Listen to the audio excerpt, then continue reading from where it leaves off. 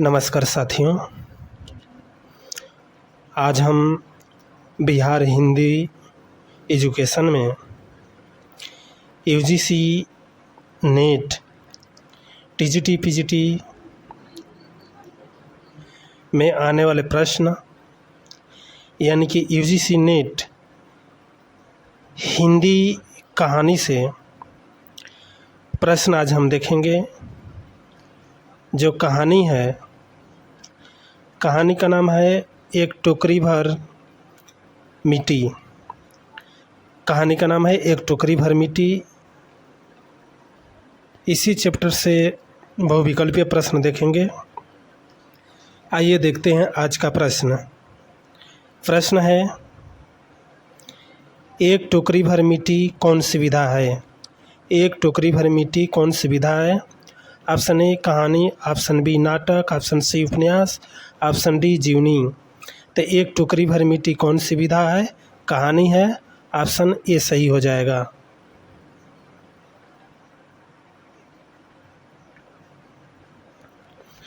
प्रश्न 2 है, एक टोकरी भर मिट्टी कहानी किसके द्वारा लिखित है? एक टोकरी भर मिट्टी कहानी किसके द्वारा लिखित है? ऑप्शन ए है Harishankar Parsai, option B Kamleshwar, option C Nirmal Verma, option D Madhavrao Sapre. तो इसमें से हम लोग का ऑप्शन हो जाएगा, ऑप्शन जो सही होगा डी सही हो जाएगा। कौन हो जाएगा? किसके द्वारा लिखित है एक टोकरी भर मिट्टी? माधवराव सप्रे द्वारा लिखित है। ऑप्शन डी सही होगा।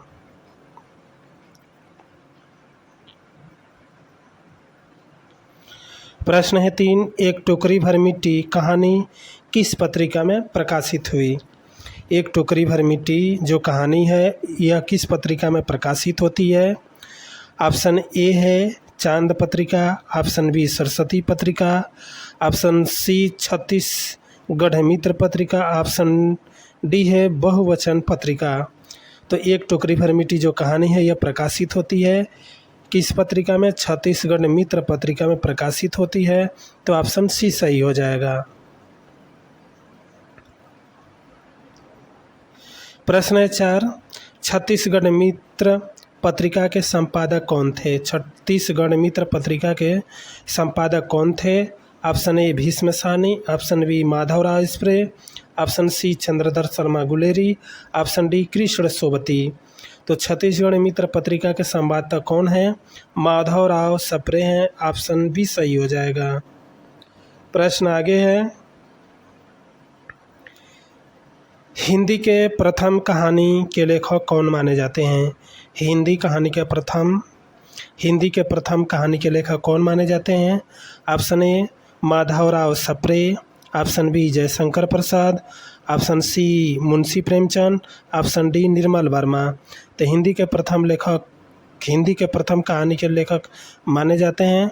ऑप्शन ए सही हो जाएगा, माधवराव सप्रे हो जाएंगे। ऑप्शन ए सही।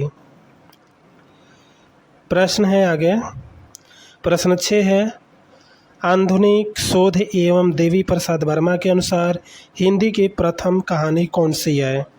आधुनिक शोध एवं देवी प्रसाद वर्मा के अनुसार हिंदी की पहली कहानी कौन सी है? ऑप्शन ए है चंद्रदेव से मेरी बातें, ऑप्शन बी अपना अपना भाग्य, ऑप्शन सी कोसी का घटवार, ऑप्शन डी एक टोकरी भर मिट्टी। तो देवी प्रसाद वर्मा और आधुनिक शोध के अनुसार पहली कहानी मानी जाती है। ऑप्शन डी सही हो जाएगा, एक टोकरी भर मिट्टी। प्रश्न है आगे, एक टोकरी भर मिट्टी कहानी का प्रकाशन कब हुआ? एक टोकरी भर मिट्टी कहानी का प्रकाशन कब होता है?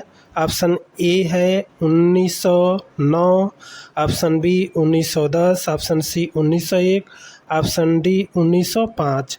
तो एक टोकरी भर मिट्टी जो कहानी है यह प्रकाशित कब होती है? 1901 में। ऑप्शन सी सही हो जाएगा।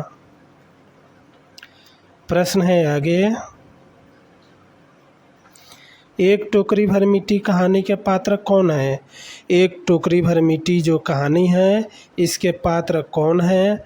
तो पात्र हैं ऑप्शन ए विधवा स्त्री, ऑप्शन बी जमींदार, ऑप्शन सी विधवा की पोती, ऑप्शन डी थानेदार। तो इसमें से हम लोगों का हो जाएगा ए होगा, बी होगा और सी हो जाएगा। तो इसमें से हम लोगों का हो जाएगा ऑप्शन सी सही हो जाएगा, ए बी सी। यानी कि कौन कौन एक टोकरी भर मिट्टी के पात्र हो जाएंगे? विधवा स्त्री, जमींदार और विधवा की पोती। तो ऑप्शन सी सही हो जाएगा, ए बी सी। प्रश्न है 9। प्रश्न 9 है, एक टोकरी भर मिट्टी कहानी में एक गरीब अनाथ विधवा की झोपड़ी कहाँ पर थी? एक टोकरी भर मिट्टी कहानी में एक गरीब अनाथ विधवा की झोपड़ी कहाँ थी?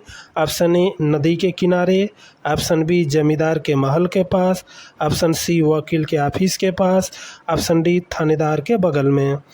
तो इसमें से हो जाएगा ऑप्शन बी सही हो जाएगा, जमींदार के महल के पास। प्रश्न है 9। प्रश्न 9 है, नहीं यह टोकरी हमसे न उठाई जाएगी, यह कथन किसका है? नहीं यह टोकरी हमसे न उठाई जाएगी, यह कथन किसका है? ऑप्शन ए विधवा स्त्री का, ऑप्शन बी वकील का, ऑप्शन सी विधवा स्त्री के पोती का, ऑप्शन डी जमींदार का। तो इसमें से हो जाएगा ऑप्शन डी सही हो जाएगा, जमींदार। जमींदार ने यह कहा था नहीं यह टोकरी हमसे न उठाई जाएगी, तो ऑप्शन डी सही हो जाएगा। प्रश्न है 11। महाराज कृपा करके इस टोकरी को जरा हाथ लगाइए जिससे कि मैं उसे अपने सिर पर धर लूं। यह कथन किसका है? महाराज कृपा करके इस टोकरी को जरा हाथ लगाइए जिससे कि मैं उसे अपने सिर पर धर लूं। यह कथन किसका है? ऑप्शन ए वकील, ऑप्शन बी जमींदार, ऑप्शन सी विधवा स्त्री, ऑप्शन डी विधवा की पोती। तो यह किसने कहा सिर पर रखने के लिए? यह विधवा स्त्री ने कहा। किससे कहा? जमींदार से कहा। तो ऑप्शन सी सही हो जाएगा, विधवा स्त्री। प्रश्न है 12। महाराज अब तो यह झोपड़ी तुम्हारी हो गई है, मैं उसे लेने नहीं आई हूँ। महाराज क्षमा करें, तो एक विनती है। यह कथन किस कहानी का है और यह किसने कहा? तो किस कहानी का है? Option A Raja Nirbansiya, option B Ek Tokri भर मिट्टी, ऑप्शन सी सिक्का बदल गया, ऑप्शन डी अमृतसर आ गया। तो इसमें से हम लोगों का ऑप्शन सही हो जाएगा, बी सही हो जाएगा, एक टोकरी भर मिट्टी। जो यह वाक्य है एक टोकरी भर मिट्टी कहानी का है। फिर से और इसमें से प्रश्न बन सकता है। देखिए, महाराज अब तो यह टोकरी तुम्हारी हो गई है, मैं इसे लेने नहीं आई हूँ। महाराज क्षमा करें, तो एक विनती है। यह कथन किसका है? यह विधवा स्त्री ने कहा था। किससे कहा था? जमींदार से कहा था। प्रश्न है आगे। प्रश्न 13 है, एक टोकरी भर मिट्टी कहानी में विधवा स्त्री के झोपड़ी में कौन मर गए थे? एक टोकरी भर मिट्टी कहानी है, इसमें विधवा स्त्री के झोपड़ी में कौन कौन मर गए थे? ऑप्शन ए है प्रिय पति, ऑप्शन बी एकलौता पुत्र, ऑप्शन सी पतोहू, ऑप्शन डी जमींदार। तो कौन हो जाएगा इसमें से? उस झोपड़ी में मरे थे प्रिय पति भी मरा था, एकलौता पुत्र और पतोहू भी मरी थी। तो इसमें से कौन हो जाएगा? ऑप्शन ए बी सी हो जाएगा, ऑप्शन ए सही होगा। प्रश्न है 14। प्रश्न 14 है, एक टोकरी भर मिट्टी पूरे देश की मिट्टी की प्रतीक बन गई है। इस कहानी में भारत की स्वाधीनता का अभाव प्रकट हुआ है। यह कथन किसका है? यह किसने कहा था?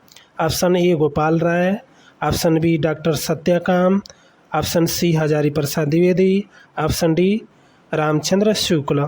तो एक टोकरी भर मिट्टी पूरे देश की मिट्टी की प्रतीक बन गई। इस कहानी में भारत की स्वाधीनता का भाव प्रकट हुआ। यह कथन किसका है? ऑप्शन बी सही हो जाएगा, डॉक्टर सत्यकाम का है। ऑप्शन बी सही।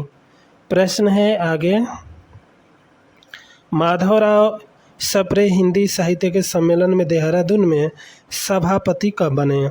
जो माधवराव सप्रे जी हैं, हिंदी साहित्य के सम्मेलन देहरादून में सभापति कब बनते हैं?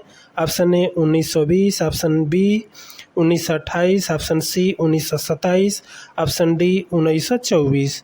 तो कब बने थे ये सभापति देहरादून में? 1924 में बने थे। ऑप्शन बी सही हो जाएगा।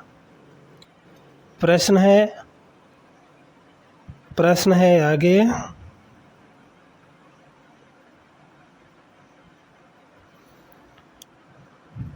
देखिए प्रश्न 16 है, महाराज नाराज न हो, आपसे एक टोकरी भर मिट्टी नहीं उठाई जाती और इस झोपड़ी में तो हजारों टोकरियां मिट्टी पड़ी है, उसका भार आप जन्म भर क्यों कर उठा सकेंगे? आप ही इस बात पर विचार कीजिए। यह किसने कहा? ऑप्शन ए विधवा स्त्री, ऑप्शन बी जमींदार साहब, ऑप्शन सी बुढ़िया की पोती। तो इसमें ऑप्शन ए है केवल ए, ऑप्शन बी है ए बी, ऑप्शन सी है बी केवल बी, ऑप्शन डी सी और डी। तो यह किसने कहा था? विधवा स्त्री ने कहा था। तो ऑप्शन ए सही हो जाएगा, केवल ए यानी कि विधवा ने कहा था, तो ऑप्शन ए सही होगा। और आज का अंतिम प्रश्न, अब यह सोचा कि इस झोपड़ी में से एक टोकरी भर मिट्टी लेकर उसी का चूल्हा बनाकर रोटी पकाऊंगी और इससे भरोसा है कि कौन रोटी खाने लगेगी। मतलब यह जो बुढ़िया है, विधवा बुढ़िया, वो बोलती है कि शायद यह खाना नहीं खा रही है, तो शायद उस झोपड़ी से मैं मिट्टी लाऊंगा और उस मिट्टी से चूल्हा बनाऊंगा और उससे जो भोजन खाने लगेगी। तो कौन खाने लगेगी? ऑप्शन ए बुढ़िया, ऑप्शन बी जमींदार, ऑप्शन सी बुढ़िया की पोती, ऑप्शन डी बहू। तो कौन खाना खाने लगेगी उस चूल्हे से बनी रोटी? बुढ़िया की पोती। तो ऑप्शन सी सही हो जाएगा। साथियों, हमारे चैनल बिहार हिंदी एजुकेशन को सब्सक्राइब कीजिए और नेट JRF की तैयारी कीजिए। धन्यवाद।